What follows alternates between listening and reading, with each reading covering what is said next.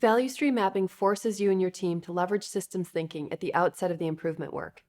Instead of focusing on point improvements at the value-adding steps, we want to deeply understand the flow of product, material, and information to turn our attention toward reducing non-value-added time within the system. When we look at our work at 10,000 feet, it becomes obvious that these non-value-added areas across the value stream provide the biggest opportunity to transform operations. But like anything else, this takes some practice.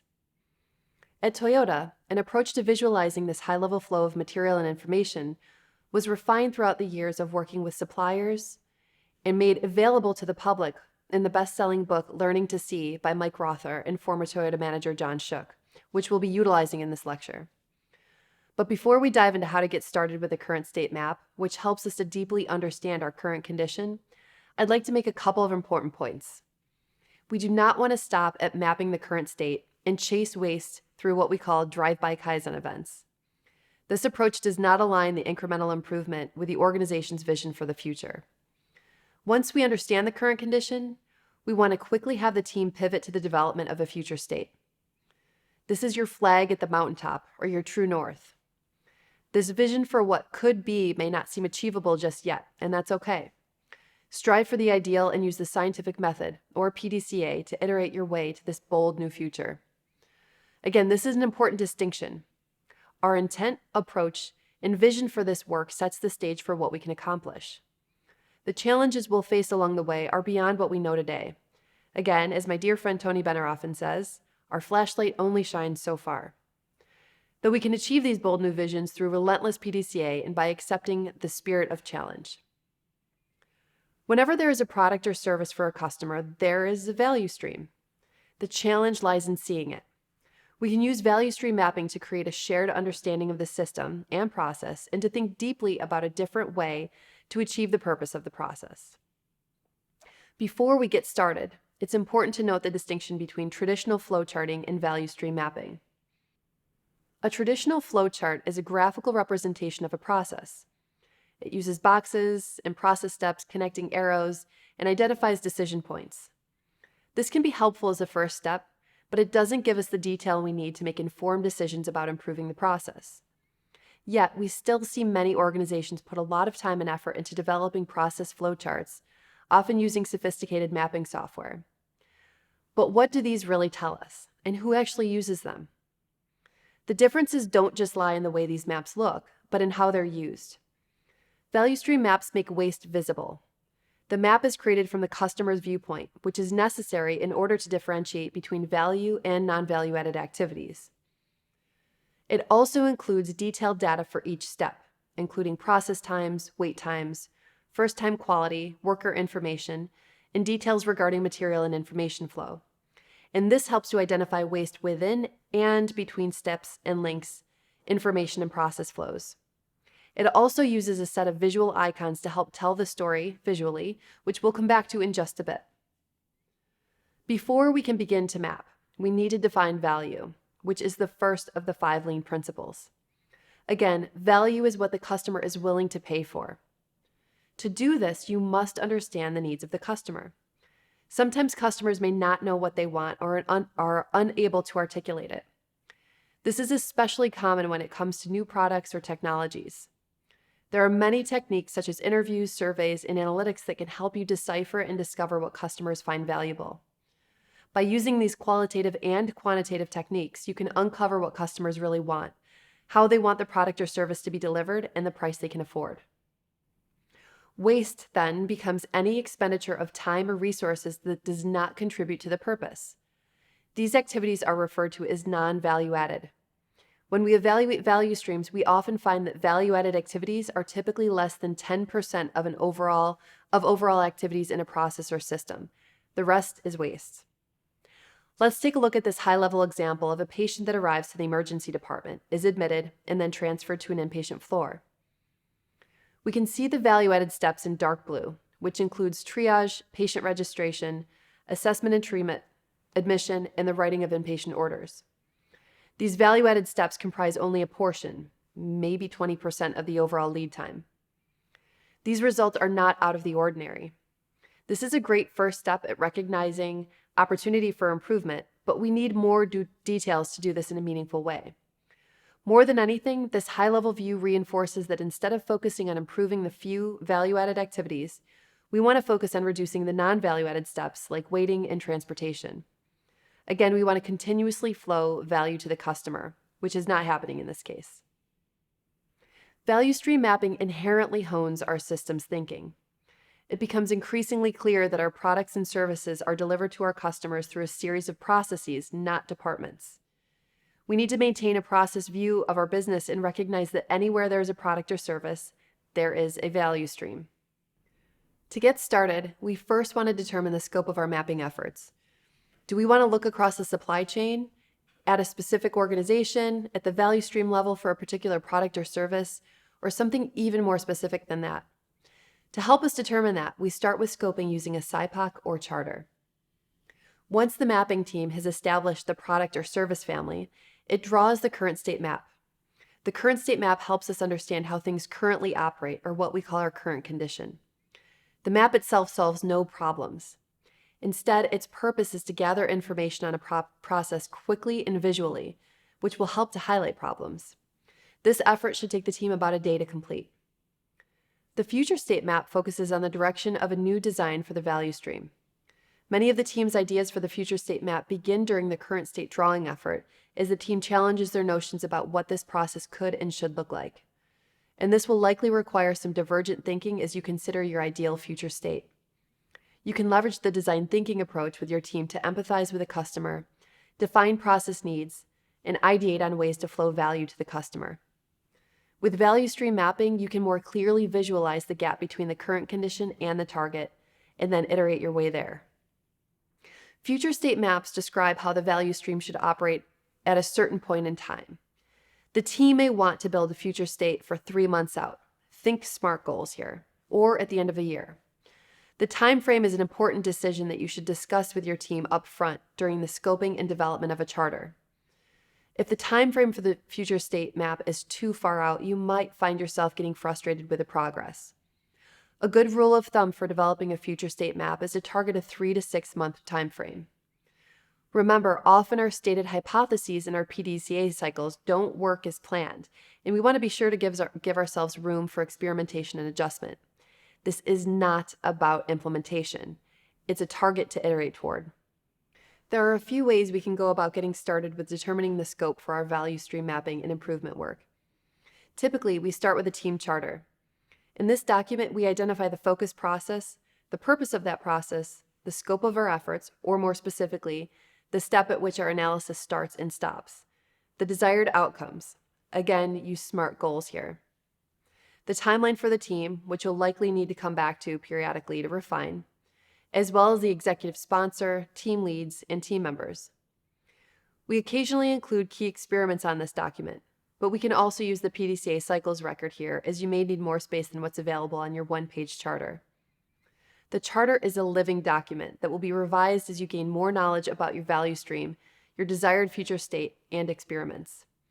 It should be present in all team meetings, even standing meetings, as it's the guiding document for the work.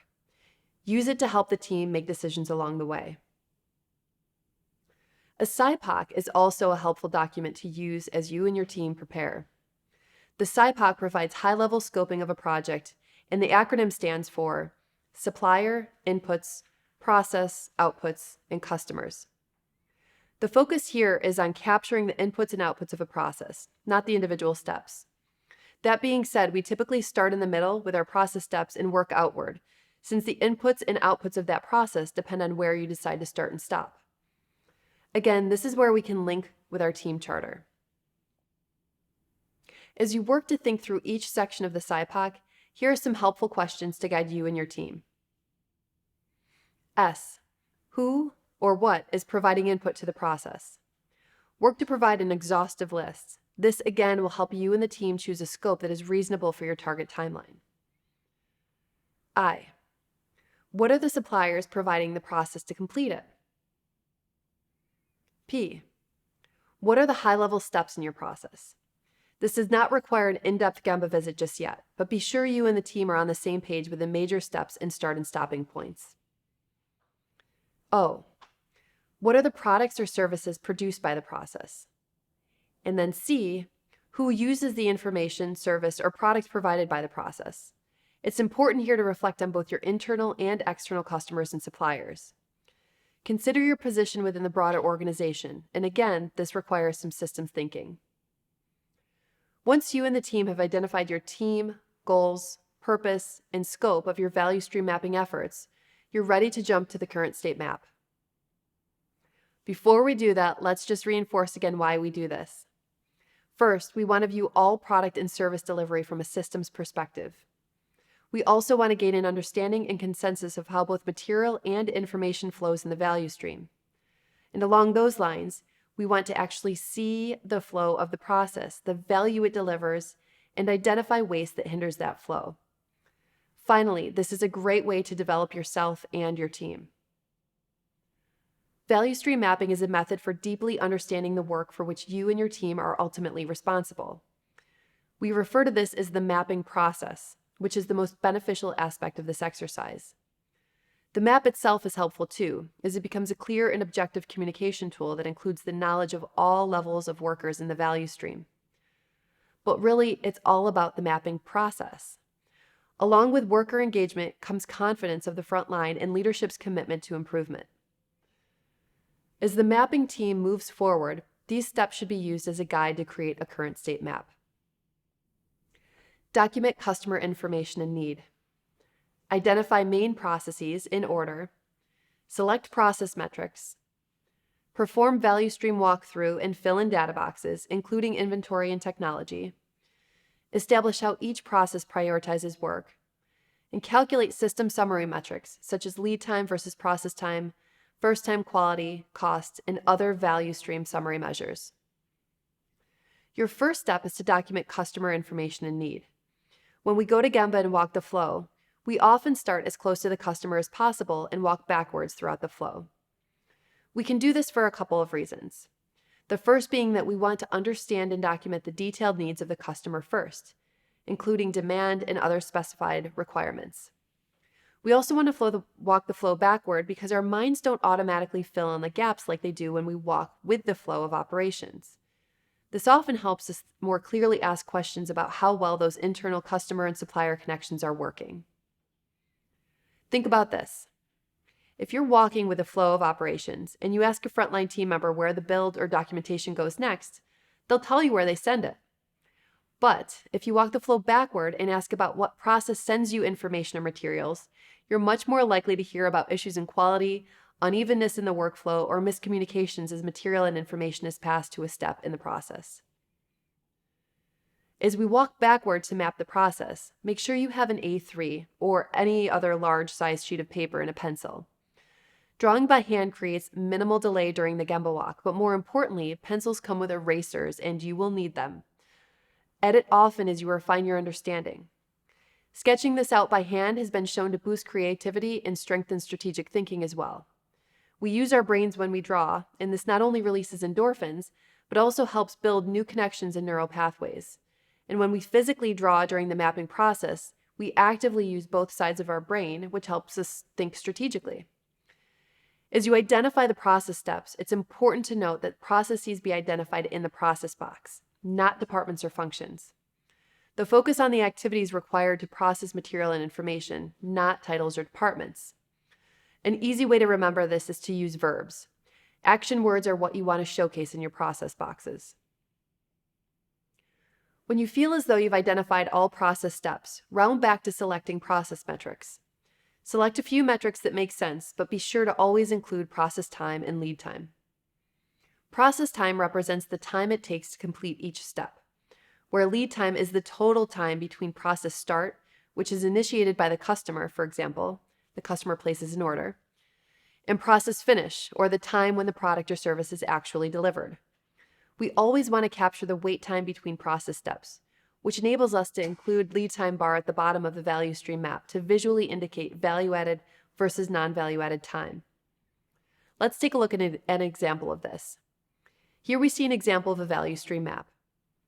At the end of the mapping process, we delineate the value-added versus non-value-added time in the bottom third of the paper to help us visualize the opportunity and calculate the percent of time that's actually value added for our process. The center third of our paper is utilized to map the process steps and process detail, while the upper third is used to map information flows to and from our customer and supplier. We can think about these three horizontal sections in this way. The upper third is occupied by the requester and the steps that comprise that request. The center section is for the process steps in answering the request, while the bottom third is for the compilation of related data. There are a host of mapping icons that we use in the mapping process, which you can see here. They include icons for things like operations and data, customer and/or supplier, schedule, and so on. But I don't want you to get hung up on what the map looks like and what icons you use. The icons can be helpful in creating a common language in the maps that you use with your teams, but some are obviously more applicable to manufacturing than to service environments. The key here is to focus on the mapping process, not the map itself.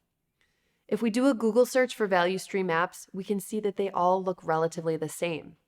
And that really doesn't make any sense and tells us that for many, this has become more about showing off their lean knowledge and having an impressive value stream map than it is about mapping with their team. Don't fall into that trap. You and your team won't reap the same benefits. Focus on the deep understanding of the process. Then you can decide which icons make sense for you. As we add detail information to our map, there are a few additional process metrics to consider. Again, choose which ones work for you and use others that will help ensure that you're focusing on the pieces of the puzzle that are most important to your customers. Of course, we always need process time, lead time, and value-added time to determine our process efficiency, which is the ratio of value-adding time or process time to total lead time. Other important metrics to consider include changeover time, batch sizes, demand rate, percent complete and accurate, the number of people required to perform a task, inventory, technology used, and available time. When the team has a solid draft, go back to Gemba and walk through the value stream from beginning to end. Again, take your paper and pencil and adjust as needed, identifying areas where you might need to gather additional information or data. This is where we can also start to get more information on how the work is prioritized. In office applications, some people might arrange their work by due date, while others might arrange their work by size of the order. Try to get at these nuances and listen for words that indicate an inconsistent or unreliable process. These may include words like sometimes, maybe, if, it depends. You get the picture. While you're on your go-see and asking why and showing respect, listen for these and feel free to ask humble questions necessary to identify issues and understand the work as it progresses and creates value. Once the data collection is complete, the numbers can be collated and evaluated. For process steps that have variation, consider adding the min and max times to the process detail or data box. Finally, come back to the summary metrics in the bottom third of the map to determine overall process efficiency. If you know you have variation in your process, take the average process and wait times to give you a ballpark idea of the average time the activities in each of the process boxes require. This is where you'll really start to identify the opportunity. And these early opportunities agreed upon by the team can be represented with Kaizen bursts on the map to indicate areas for point improvements. But we don't want to chase point improvements. Instead, we want to think critically about the value stream as a system before we chase singular improvements. A value stream map documents the current state. That is, it's an objective, data-supported bank of information that offers a clear window from which we can see the way we work and how it really happens, from the initial request to the completion of the work. And it must be validated by the people who do the work, both for accuracy and to generate ideas and buy-in for upcoming improvements. This is what we call socializing the map. We want to post the map in the work area, along with a charter, so all team members can have an opportunity to validate the process and contribute ideas for improvement. This may require having a few standing meetings with small groups to discuss the purpose, process, and data. Not only will this help you catch things that you may have missed, but it will create consensus and shared understanding with a broader team. And this is invaluable, especially as you envision a future state. While the current state map documents the performance in existing enterprises, The future state map is the opportunity for management to redefine the enterprise to meet specific business objectives concerning the cost, lead time, and quality as perceived by the market. We should also be thinking about safety and team member morale here as well. To begin designing the organization's future state, the team should revisit the initial business objectives and review the current state map along with the reflections resulting from it. Here are some questions to help you and your team think through the opportunities. What does the customer value? How could this process better align with our broader vision and strategic objectives? Which steps create value and which generate waste? How can we flow with fewer interruptions? How will the workload and activities be balanced? What process improvements will be necessary to achieve the future state? And what's the time frame? Using the original current state map as a base may be an option for starting the future state exercise. Or the team may find that a completely new process needs to be drawn. The same rules apply though. It's laid out in the same way and starts with a customer making a request. Each step is drawn and both material and information flow is documented. Again, make sure to do this with paper and pencil and use the same general icons as used before so your team can easily make sense of the proposal. Beyond that, there are two main rules. A future state must be achievable, and it must move you closer to your ideal. The state of the ideal may appear to be lofty, goals you consider unachievable 100% of the time. However, by articulating the ideal state, the team has a common goal to strive toward, and this sets the stage for future state design. Ideal processes tend to share the following characteristics. The process is defect-free, producing exactly what is needed. There's no waste, none of it. The product or service can be delivered one at a time. In other words, there's no batching. The product or service can be supplied on demand, generating exactly what's requested when it's requested. Also, the ideal state needs to be capable of responding to problems immediately. Remember this as our and-on chord. How can you stop the line, so to speak, when there is an issue so the collective problem-solving capabilities are leveraged where and when the issue happens? When considering the future state map, try asking, will the proposed activities move us closer to the ideal? If the answer is a resounding yes, it's not difficult to move forward with confidence. If the proposal does not move the organization toward the ideal, you can usually get a clear identification of where the proposal falls short on one of the points. Adjusting the proposal toward an ideal outcome is straightforward by using the ideal as a direction for design. Again, this is where we can also leverage design thinking. As the team ideates on the future state, be sure to keep the following in mind. Do you have the human resources to make the proposal happen? Do you have the leadership support you need? This is where ensuring alignment with the broader vision and strategic objectives of the organization come in handy. You also want to be mindful of other initiatives that may derail focus, energy, or use resources. Timing is always an important factor to consider. While you're at it, be sure to ask whether this process is essential in the first place. There's no sense in putting time and energy into redesigning a process that's antiquated or obsolete. There will probably be several versions of the future state map as the team refines their understanding of what's needed and to get input from those that do the work. Those that do the work tend to have far better ideas for improving the work than those only observing could ever come up with. Make sure to take the future state map with a pencil and eraser in hand to all frontline team members for validation and suggestions. For both accuracy and engagement, it's essential that the people who do the work are considered the resident experts and are actively involved in creating a better way to work. When you feel confident that you've landed on a path forward, create a plan for a series of experiments and prototypes to iterate your way there.